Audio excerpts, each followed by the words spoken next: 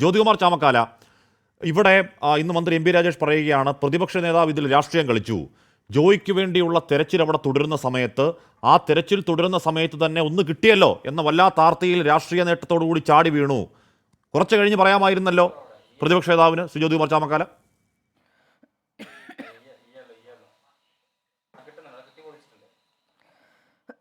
ഹാഷ്മി, ഇവിടെ പ്രതിപക്ഷ നേതാവ് എപ്പോൾ പറയണം, എന്ത് പറയണം എന്നൊന്നും തീരുമാനിക്കേണ്ടത് മന്ത്രിയല്ല. മന്ത്രിക്ക് കുറേ ദിവസമായി പ്രതിപക്ഷ നേതാവിനോട് ചുരുക്കുണ്ട് എന്ന് നമുക്കറിയാം. നിയമസഭയിൽ ഉൾപ്പെടെ അദ്ദേഹത്തിനെതിരായി എന്താ പറയുന്നത്, മദ്യനയവുമായി ബന്ധപ്പെട്ട അഴിമതി ആരോപണങ്ങൾ പുറത്തു വന്നതിന് ശേഷം അദ്ദേഹം വല്ലാണ്ട് ഹാലിളകി ഇത്തരത്തിൽ പ്രതിപക്ഷ നേതാവിനെയും പ്രതിപക്ഷത്തെയും കടന്നാക്രമിച്ചുകൊണ്ടിരിക്കുകയാണ്. അതൊക്കെ കയ്യിലിരിക്കട്ടെ. ഇവിടെ വസ്തുതകളായി കാണുന്നുവല്ലോ. കഴിഞ്ഞ ദിവസം, അതായത് ഇന്നുമല്ല ഇന്നലെയുമല്ല, മിനിഞ്ഞാന്ന് രാവിലെ 10:30-11 മണിക്ക് മുമ്പാണ് ജോയിയെ നമുക്ക് കാണാതാകുന്നത്. ആ ജോയിയെ കാണാതായി, അതുമായി ബന്ധപ്പെട്ട മാലിന്യ പ്രശ്നമാണെന്ന് നമുക്ക് എല്ലാവർക്കും ബോധ്യപ്പെട്ടു. മാലിന്യത്തിൽ ഇറങ്ങി നിന്ന് ഇതിന് വേണ്ട നടപടികൾ നീക്കിയ ഫയർ ആൻഡ് റെസ്ക്യൂ ടീമിലെ സ്കൂബ ടീം ഉൾപ്പെടെയുള്ളവരെ നമ്മൾ പ്രത്യേകമായി അഭിനന്ദിച്ചേ മതിയാവും. അപ്പോൾ ആ സാഹചര്യത്തിൽ ഇവിടെ ഈ ജോയി മരിക്കാനിടയായ സാഹചര്യം ഈ സംസ്ഥാനത്തെ, ഈ തിരുവനന്തപുരം നഗരത്തിലെ മാലിന്യ കൂമ്പാരമാണ് എന്ന കാര്യത്തിൽ ആർക്കും തർക്കമില്ലല്ലോ. അപ്പോൾ മാലിന്യ നിർമ്മാർജ്ജനവുമായി ബന്ധപ്പെട്ട് സർക്കാരിൻ്റെ ഭാഗത്ത് വീഴ്ചയുണ്ടായാൽ അത് ചൂണ്ടിക്കാണിക്കുക എന്ന രാഷ്ട്രീയം, ആ രാഷ്ട്രീയം പ്രതിപക്ഷം ഉപയോഗിക്കുമെന്ന കാര്യത്തിൽ ഒരു തർക്കവും വേണ്ട. അത് എപ്പോൾ പറയണമെന്ന് നോക്കൂ. 24 മണിക്കൂറും കഴിഞ്ഞതിന് ശേഷമാണ് പ്രതിപക്ഷ നേതാവ് അതിനെക്കുറിച്ച് പ്രതികരിച്ചിട്ടുള്ളത്. പ്രതിപക്ഷ നേതാവ് പിന്നെ മിണ്ടാതിരിക്കണോ? ഒരു ജോയി എന്ന് പറയുന്ന ഒരു വ്യക്തിയുടെ ജീവൻ നഷ്ടപ്പെട്ടതിന് ശേഷവും അതിൽ ഇതുമായി ബന്ധപ്പെട്ട് റെയിൽവേയും അവിടെ ഏറ്റവും വ്യക്തമായും ഏറ്റവും പ്രകടമായും ഏറ്റവും ആദ്യവും രാഷ്ട്രീയം കളിച്ചിട്ടുള്ളത് തിരുവനന്തപുരത്തിൻ്റെ മേയർ തന്നെയാണ്. തിരുവനന്തപുരത്തിൻ്റെ മേയർ ഈ ജോയിയെ കാണാതായ ആ നിമിഷം മുതൽ റെയിൽവേയെ കുറ്റപ്പെടുത്തിക്കൊണ്ട് രംഗത്ത് വരുന്നു. അത് രാഷ്ട്രീയമല്ലേ? അല്ല, തിരുവനന്തപുരത്തിന്റെ മേയർ പറയുന്ന രാഷ്ട്രീയം കെ സുധാകരനാവട്ടെ എല്ലാം നഗരസഭയെ പഴിക്കലാണ്. ഇപ്പൊ താങ്കളും ജ്യോതികുമാർ ചാമക്കാല, ഈ വിഷയത്തിൽ റെയിൽവേക്ക് ഒരു കുറ്റവും ഇല്ല എന്നാണോ പ്രതിപക്ഷത്തിന്റെ ഒരു ധാരണ?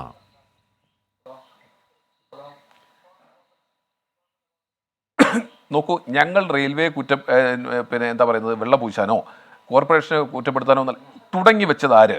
ഈ വിഷയവുമായി ബന്ധപ്പെട്ട് ഞങ്ങളുടെ ഭാഗത്തൊരു മിസ്റ്റേക്കുമില്ല, ഞങ്ങൾ കത്ത് കൊടുത്തിട്ടുണ്ട് റെയിൽവേക്ക്, റെയിൽവേയുടെ ഭാഗത്തെ മിസ്റ്റേക്കാണ് എന്ന് പരസ്യമായി പ്രതികരണവുമായി രംഗത്ത് വന്നിട്ടുള്ളത് മേയറാണ്.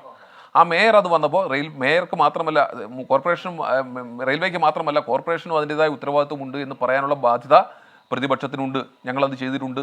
ഇന്നും ഞങ്ങൾ പറയുന്നു. നോക്കൂ, റെയിൽവേ ആയാലും, ഞാൻ വീണ്ടും ആവർത്തിക്കട്ടെ, ഇവിടെ റെയിൽവേയുടെ ഭാഗത്ത് കത്ത് കൊടുത്തു എന്ന് പറഞ്ഞ് റെയിൽവേ ചെയ്തിട്ടില്ലെന്ന് പറയുന്നു. തിരിച്ച് റെയിൽവേ പറയുന്നു ഞങ്ങളുടെ ഭാഗത്ത് 2015-ലും 2017-ലും 2019-ലും ഇത്തരത്തിലുള്ള ഇടപെടൽ ഉണ്ടായിട്ടുണ്ട് കോർപ്പറേഷൻ്റെ ഭാഗത്തു നിന്ന്.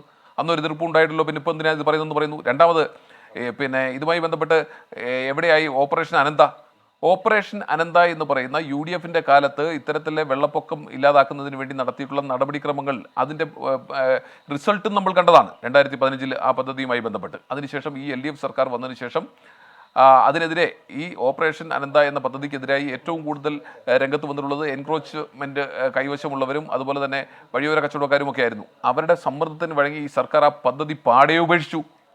ഏറ്റവും ഗൗരവമുള്ള വിഷയമാണ്. ഓപ്പറേഷൻ അനന്ത പാതി വഴിയിൽ ഉപേക്ഷിച്ചത് ഇടതുപക്ഷ സർക്കാരാണ്. അതിനുശേഷം ഇപ്പോൾ ഈ വിഷയമുണ്ടായി, ജോയിയെ കാണാതാകുമ്പോൾ നമുക്കറിയാമല്ലോ, ഈ പറയുന്ന പാർവതി പുത്തനാറിലേക്ക് ചെന്ന് ചേരുന്ന ആമയിഴഞ്ചാൻ തോട്, ഇത് തുടങ്ങുന്നത് ഒബ്സർവേറ്ററിയുടെ അവിടെ നിന്നാണ്. ഈ പറയുന്ന വാട്ടർ വർക്സിൻ്റെ അവിടെ നിന്നാണ് തുടങ്ങുന്നത്. ഇത് തുടങ്ങി ഇങ്ങ് വന്ന് റെയിൽവേയിലേക്ക് കടന്ന്, റെയിൽവേ നമ്മുടെ കോഫി ഹൗസിൻ്റെ ഓപ്പോസിറ്റ് വന്ന് റെയിൽവേയിലേക്ക് കടന്ന് ഏതാനും മീറ്ററുകൾ അപ്പുറം പോയി കഴിഞ്ഞാൽ വീണ്ടും അത് കോർപ്പറേഷൻ്റെ പരിധിയിലേക്കല്ലേ പോകുന്നത്. ഇത് പോയി പാർവതി പുത്തനാറിൽ ചേരുന്നത് വരെയും കോർപ്പറേഷൻ്റെ ഭാഗത്തൂടെയല്ലേ കടന്നു പോകുന്നത്. അപ്പോൾ ആ രീതിയിൽ ഉള്ളൂരാറും അതുപോലെ തന്നെ ആ പ്രദേശത്ത് വരുന്ന ആറുകളും ഒക്കെ ചേർന്ന് 3 ആറുകൾ ചേർന്നുകൊണ്ടാണ് പിന്നീട് പാർവതി പുത്തനാറിലെ ചേർന്ന് കായലിലേക്ക് പോകുന്നത്. ഏതായാലും ആ രീതിയിൽ ഇത്തരത്തിൽ ഈ ആമയിഴഞ്ചാൻ തോടിലെ, ഞാൻ ചോദിക്കട്ടെ, ഇപ്പോൾ നമ്മൾ ഈ ഡെഡ് ബോഡി കണ്ടെത്തി, ആ ഡെഡ് ബോഡി കണ്ടെത്തിയ പ്രദേശത്ത് എന്തുമാത്രം മാലിന്യമുണ്ട്? ആ മാലിന്യമൊക്കെ എന്താ കോൺക്രീറ്റ് കിടക്കുകയല്ലേ?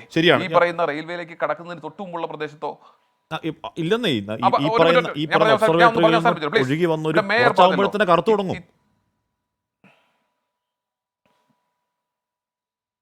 അതേനെ, ഈ ഒബ്സർവേറ്ററിയിൽ നിന്ന് വന്നു, ഈ റെയിൽവേയുടെ ഇതിലൂടെ പോയി പഴവങ്ങാടിയിലൂടെ വന്ന് തകരപ്പറമ്പ് വഴി വഞ്ചൂരിലൊക്കെ പോകുന്ന സ്ഥലങ്ങളിൽ പണ്ട് ഈ പിന്നെ ഒബ്സർവേറ്ററിയുടെ അവിടെയുള്ള വാട്ടർ ടാങ്ക് കഴുകാൻ ഉപയോഗിച്ചിരുന്ന വെള്ളമാണ്.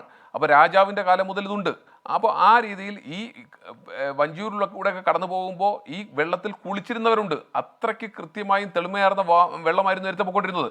ഇപ്പോൾ ഈ നഗരത്തിലെ മുഴുവൻ മാലിന്യങ്ങളും പേറിക്കൊണ്ട് ഇത്തരത്തിൽ ഈ പിന്നെ ആമിഴം ചിന്തത്തോട് പോകുന്നു. ഞാനിവിടെ മേയർ, മുൻ മേയർ MLA പറഞ്ഞ ആ ഭാഗമൊന്ന് ഞാൻ ഒന്ന് പൂർത്തീകരിക്കട്ടെ.